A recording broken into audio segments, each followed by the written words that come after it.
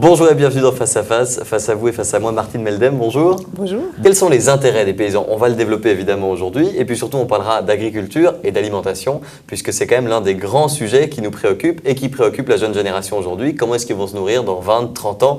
Vous aurez peut-être la réponse. D'abord, défendre les intérêts des paysans, ça sonne un peu moyenâgeux, non? Est-ce qu'en 2013, il faut encore défendre les intérêts des paysans? Ou peut-être plus que jamais, c'est ce que vous allez nous dire. Je vais répondre par une provocation. Au fond, les intérêts des paysans, on s'en fout. On s'en fout complètement. On veut et quelle alimentation on va avoir et d'où elle vient.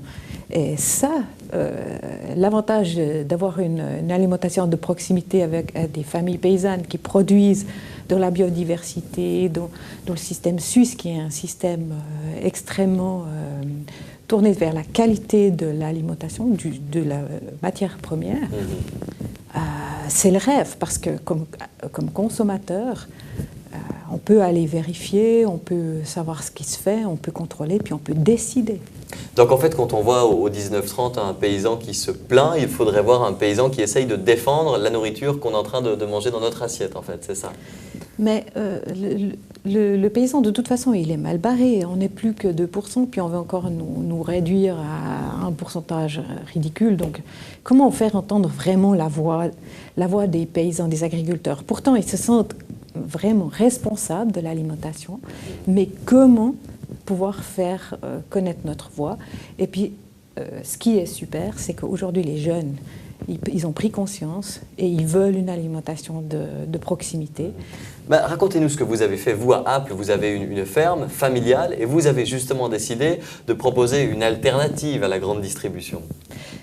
Disons qu'on a décidé parce qu'on s'est fait botter les fesses, enfin on n'était pas capable de produire pour la grande distribution parce que c'est un système rouleau compresseur et c'était pas notre truc. Qu'est-ce qui vous reprochez à la grande distribution? Qu'est-ce qui reprochait à vos produits? Vous faites de l'huile de colza, vous? Disons qu'on fait de l'huile de colza comme beaucoup d'autres paysans dans le bassin lémanique ou dans le plateau suisse même. C'est un produit de super haute qualité pour notre alimentation, mais qui était à l'époque complètement décrié par les grands distributeurs, parce que les distributeurs, ils n'en ont rien à faire de la qualité si le consommateur n'a pas découvert que c'est un produit de qualité. Ils disent, nous, on ne vend pas ce qui ne s'achète pas. Donc, c'est la loi de l'offre et la demande. Tout à fait. Donc, en tant que verte libérale, vous connaissez bien ça. Absolument, puis j'assume. Par contre, le consommateur, comment il peut savoir ce qui est bien pour lui si, avec toutes les pubs qui se font, vous savez bien qu'un produit de basse qualité, dans ce produit, il y a au moins 70 à 80% du prix qui va dans la promotion. Et puis le lait, les céréales, le pain et tout ça, la promotion est très faible parce que la vraie valeur, elle est dans le produit. Donc, c'est difficile. Vous parlez de la promotion, j'ai une vidéo à vous montrer tout de suite. Il s'agit d'une publicité et on y parle d'agriculture bio. Regardez.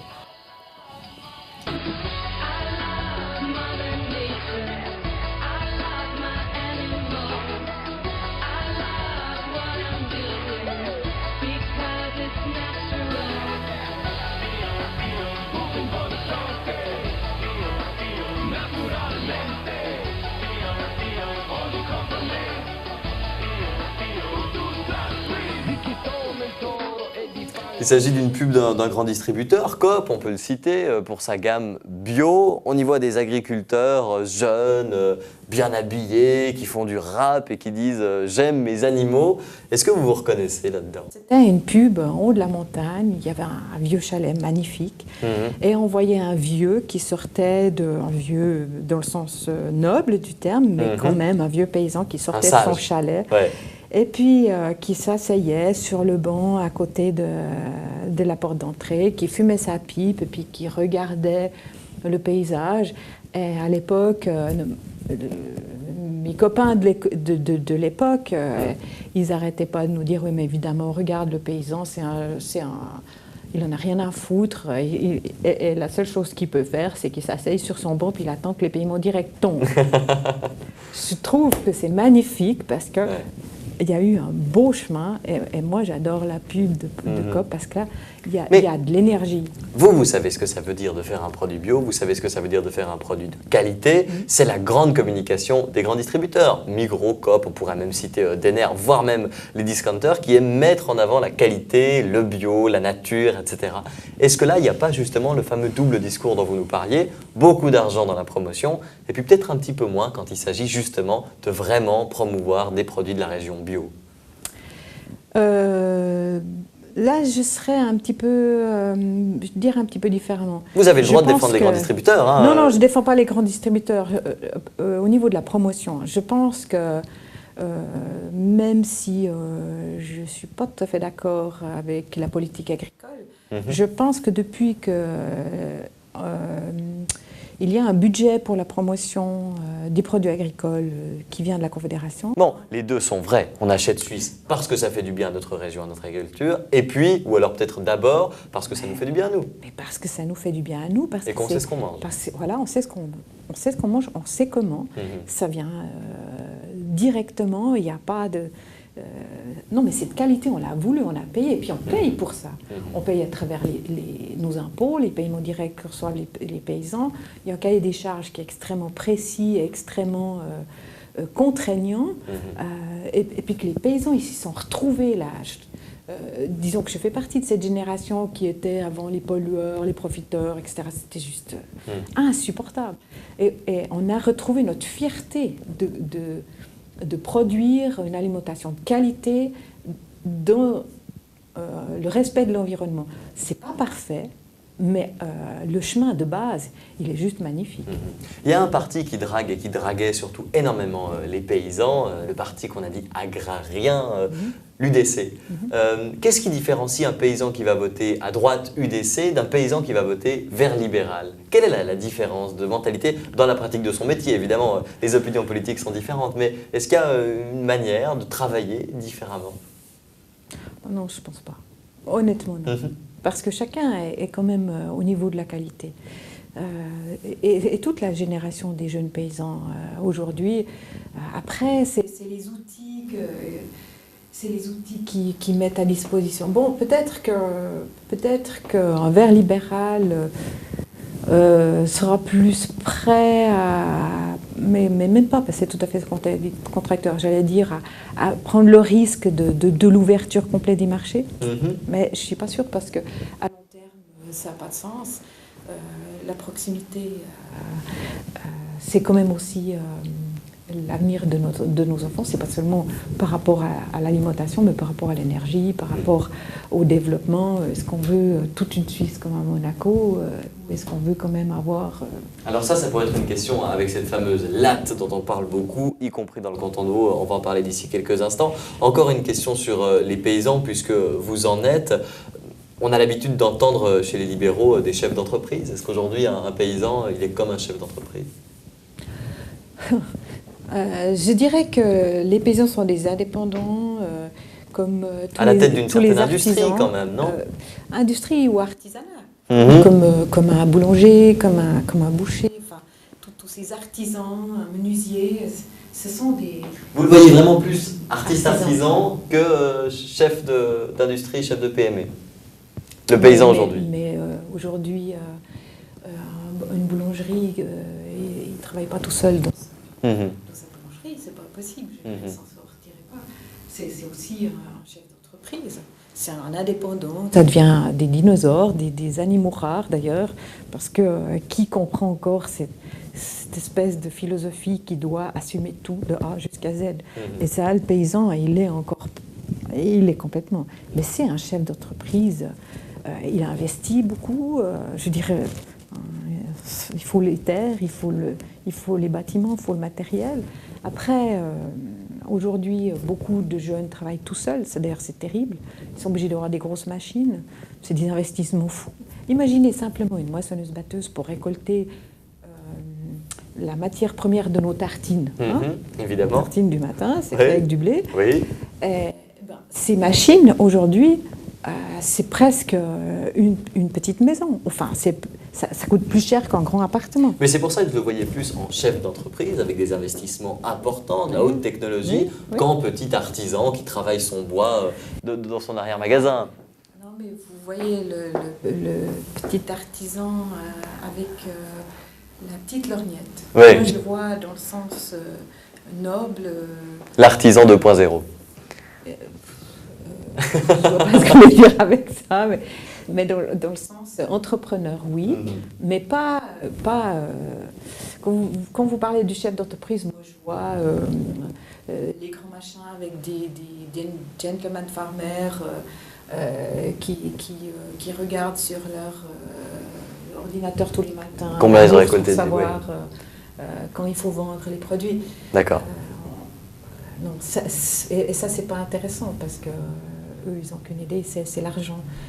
Et les artisans, dans le sens noble du terme, ils aiment leur travail.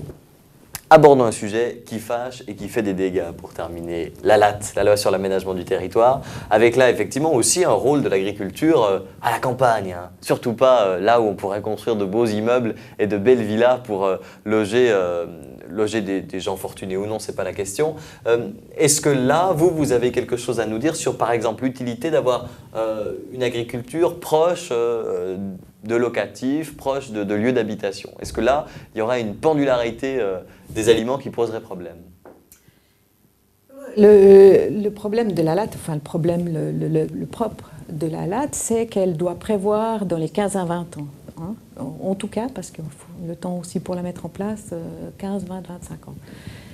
Qui peut dire dans 15-25 ans quel sera le coût de l'énergie pour transporter ou les gens ou la matière? Qui ose faire un pronostic? Il y a 5 ans, ou je ne sais plus, j'ai une amie qui posait la question dans un milieu économique. Elle disait oui, mais quand le prix du baril arrivera à $100, qu'est-ce qui va se passer avec l'industrie?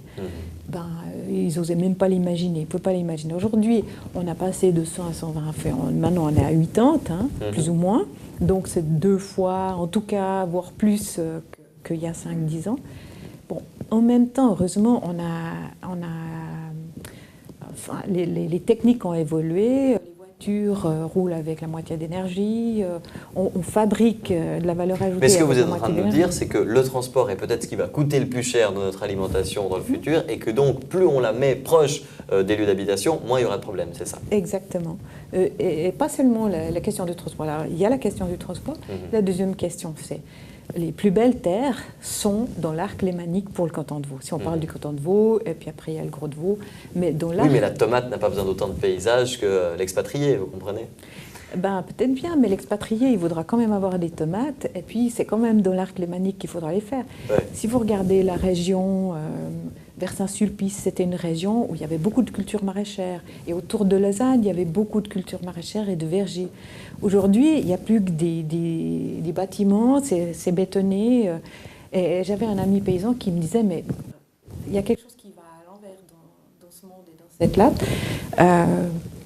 On bétonne les plus belles terres, les plus plates. Là, on peut faire le plus de choses parce qu'à entre 300 et 400 mètres d'altitude, on peut faire tout. Dans ce canton, on a une diversité énorme de produits.